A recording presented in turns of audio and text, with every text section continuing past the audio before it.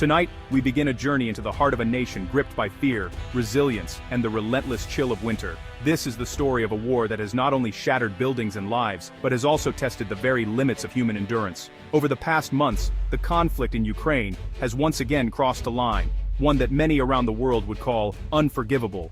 Families mourn in the ruins of their homes, their faces marked by grief and the bitter cold, as the world watches in horror. In the heart of a brutal winter, the conflict in Ukraine has taken a darker, more desperate turn. The snow falls relentlessly, covering the scars of war, but offering no comfort to those who must endure the freezing nights without power or heat. Russia has intensified its attacks, focusing not just on military targets, but on the very systems that provide light, warmth, and hope to millions of Ukrainian civilians. Power stations, substations, and energy grids have become the new front lines. This is not just a military strategy, it's an assault on a nation's ability to survive the cold. Families huddle together in darkness, relying on wood-burning stoves and the faint glow of candles to keep the night at bay. Children, wrapped in layers of blankets, listen to the distant sounds of explosions, uncertain of what tomorrow will bring. Major cities like Kyiv, Kharkiv, and Odessa have been hit repeatedly with missiles and drones targeting power plants and substations, the lifelines of civilian society. Each strike plunges entire neighborhoods into darkness, cutting off heat, water, and communication. The aftermath is haunting. Thick smoke rising from shattered buildings, city streets cloaked in darkness, and people moving silently with flashlights, searching for loved ones or a safe place to rest. The explosions leave behind not just rubble, but a spreading, silent cold that seeps into every home, hospital, and shelter, threatening the most vulnerable. International observers have condemned these actions as a potential war crime, calling them a deliberate targeting of civilian life and infrastructure. The world's outrage grows, but for those on the ground, condemnation offers little warmth against the winter's chill. Yet, in the face of darkness and despair, the Ukrainian spirit endures. Volunteers brave the snow to deliver food, water, and firewood. Neighbors share what little they have, helping each other survive the freezing nights. What Moscow may have underestimated is the resilience of the Ukrainian people, forged in years of conflict and an unyielding desire for freedom. Ukraine has answered with force and a clear message. Any attack on its people will be met with decisive retaliation. Soldiers prepare in snowy trenches, determined to defend their homeland and protect their families from further suffering. The war is no longer just about defense, it's about showing that the cost of aggression will be felt within Russia's own borders as well. Explosions and fires now light up the night in Russian towns, a stark reminder that the consequences of this conflict are spreading. As winter deepens, the struggle continues.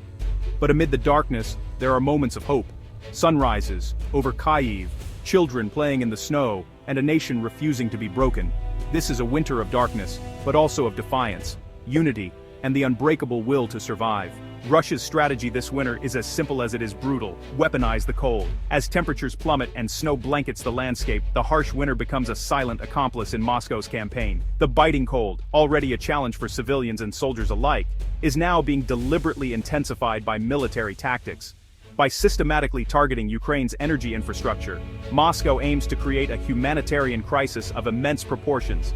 Each missile strike or drone attack on a power plant or substation is calculated to plunge entire cities into darkness and cold, making daily life a struggle for survival. Hospitals, schools, and homes are all affected, with the most vulnerable, children, the elderly, and the sick, bearing the brunt of these attacks. The plan is chilling in its precision: coordinated strikes using cruise missiles, ballistic missiles, and swarms of Iranian-made Shahed drones, often timed for the coldest nights when the need for heat and light is most desperate. These attacks are not random. They are meticulously planned to maximize disruption and suffering. The targets, power facilities and transmission lines, are chosen to cause cascading blackouts, leaving millions without electricity, heat, or running water. The loss of power means more than just inconvenience. It means freezing homes, spoiled food, and a halt to essential services.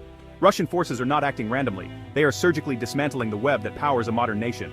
Each strike is part of a broader strategy to break the will of the Ukrainian people by making daily life unbearable, hoping to erode their resilience over time. The Kremlin is wagering that a population shivering in the dark will pressure its leaders into submission. The psychological toll is immense. Families huddle together for warmth, children do homework by candlelight, and the elderly struggle to stay alive in freezing apartments. The attacks are designed to overwhelm Ukraine's air defenses through sheer volume, hoping some will inevitably get through. Each night brings a new wave of terror, as the sky lights up with missile trails and the distant rumble of explosions echoes through the darkness. The psychological impact is immense. Air raid sirens, uncertainty, and anxiety have become nightly traumas. People sleep in shifts, always alert for the next warning, their nerves frayed by the constant threat from above and the relentless cold.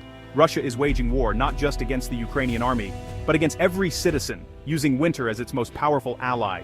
In this conflict, the weather is not just a backdrop, it is a weapon, turning the season of snow into a season of suffering and resistance. For Ukrainians, Russia's energy war has transformed daily routines into a relentless struggle for survival. Every evening as the sun sets, entire neighborhoods are plunged into darkness. The familiar hum of city life is replaced by an eerie silence, broken only by the shuffle of footsteps and the flicker of candlelight behind curtained windows. When the power fails, it's not just the lights that go out. Heat, water, and communication vanish too. Homes become dangerously cold, especially for the elderly, children, and those with health conditions. Families wrap themselves in layers, huddling together for warmth, while frost creeps across the inside of windows. The simple act of staying warm becomes a daily battle. Hospitals, the last line of defense for the sick and injured, are pushed to their limits. Even with backup generators, fuel is scarce and unreliable. Medical teams scramble to keep essential equipment running, knowing that a single failure could cost lives. Surgeons perform delicate operations by the narrow beam of a flashlight. In neonatal units, staff fight to keep incubators warm and functioning, aware that every minute without power puts fragile lives at risk. The stakes are impossibly high. Every blackout is a potential catastrophe, turning places of healing into zones of immense stress and uncertainty. Medical staff and patients alike are left anxious, never knowing when the next outage will strike or how long it will last.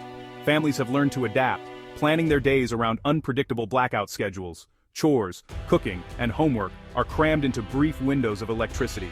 Children study by the dim glow of battery lanterns or candles, determined to keep learning despite the odds. Many households have reverted to old ways, lighting wood stoves for heat and using candles for light. Shopkeepers struggle to keep their businesses open, serving customers by flashlight and counting change in the dark. The local economy suffers as commerce slows to a crawl. The mental toll is immense. Prolonged cold, stress, and uncertainty breed exhaustion and anxiety. People lie awake at night, worrying about loved ones, the next blackout, and how much longer they can endure. Yet, amid the hardship, a remarkable sense of community has emerged. Neighbors check on each other, share food and supplies, and set up warming centers for those most in need. Volunteers distribute blankets and hot meals, offering comfort and hope. This collective spirit is a powerful act of defiance, a refusal to be broken by hardship. In the glow of shared candles, people find strength and unity, supporting one another through the darkest nights. Russia can destroy power plants, but it cannot extinguish the light of human solidarity. In every act of kindness, every shared meal, and every embrace, Ukrainians prove that their resilience burns brighter than any blackout. After days of relentless bombardment, Ukraine delivered its answer. On January 25th, the skies over Belgorod, a key Russian military hub, erupted with explosions, a calculated powerful retaliation. Ukrainian officials had warned that Russia's aggression would not go unanswered, and this assault fulfilled that promise.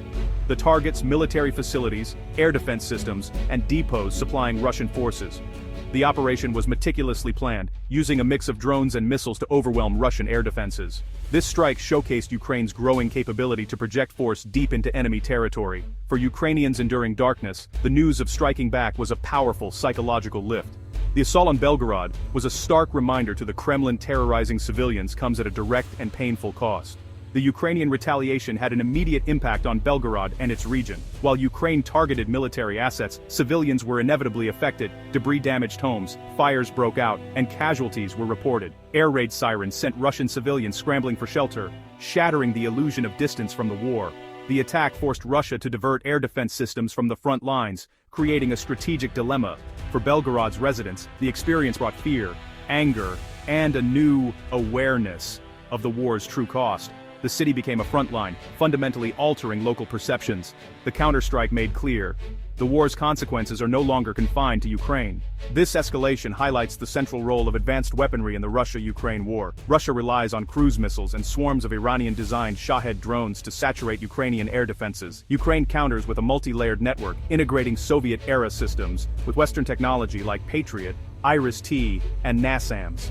High interception rates have saved countless lives, but even a few missiles getting through cause devastation.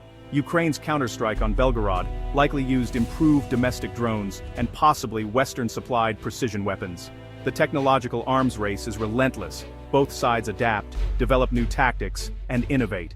The war is now an electronic battle in the skies, where innovation and supply of advanced munitions are as crucial as bravery on the ground. The ability to adapt and integrate new technology is shaping the conflict's outcome. In the aftermath, an information war erupted, with both sides pushing their narratives. The Kremlin labeled the Belgorod strike a terrorist act, rallying public support and justifying its own attacks. Ukrainian officials framed it as a legitimate military response, emphasizing self-defense and targeting only military assets. International reactions were cautious, supporting Ukraine's right to defend itself, but urging restraint to avoid further civilian casualties. On social media, both sides amplified their stories, flooding the digital battlefield with claims, counterclaims, and disinformation. This information warfare is a critical front, shaping public perception and international opinion. In this conflict, the battle for hearts and minds is as fierce as the fight on the ground.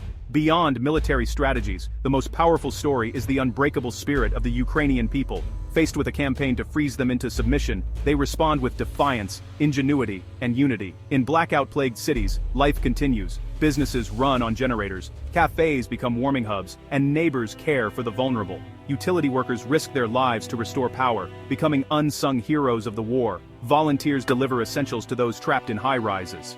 The war has forged a stronger Ukrainian identity, erasing old divisions. The popular slogan, "Without light but without you," captures their resolve to endure any hardship rather than submit. Every repaired power line and shared meal is a small victory. Russia's strategy to break the national spirit has backfired, uniting Ukrainians more than ever. Their resilience is Ukraine's ultimate strategic asset. The recent tit-for-tat attacks mark a dangerous new phase of the war, with immense risks for civilians and global stability. Each strike escalates the conflict, blurring the line between military and civilian targets. The Belgorod strikes cross a psychological threshold for Russia, risking even more brutal retaliation. These events highlight Ukraine's vulnerability and the urgent need for advanced air defenses. For Western nations, the conflict raises tough questions about the weapons they supply and the rules of engagement. The war is a blueprint for future conflicts, where infrastructure becomes a primary target and distance offers no safety. The world is watching as Ukraine fights for its existence against a campaign of darkness. The outcome, and the global response, will shape security for decades to come.